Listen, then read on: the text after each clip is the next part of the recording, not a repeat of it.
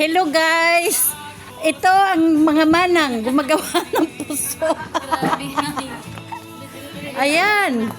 Ayan, nagkonti sila. Sino na makabuo? Bigyan ko 50. Ano, may 50. Go, 50 pesos. May 50. Oh. Paunahan kayo ha. Kailangan within 5 minutes. 5 minutes? Ayan. Balikan ko kayo. Bilisan mo. Ayan, nag-harvest kami ng buko. Ayan.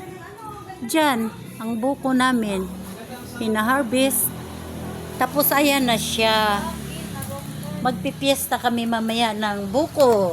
Gagawing salad. Inumin ang sabaw ng buko. Ayan.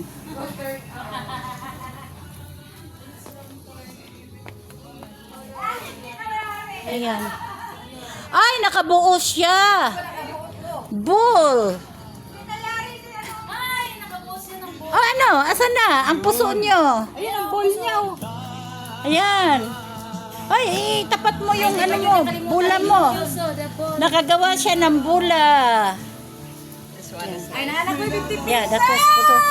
Ah, bilisan mo. Ayan.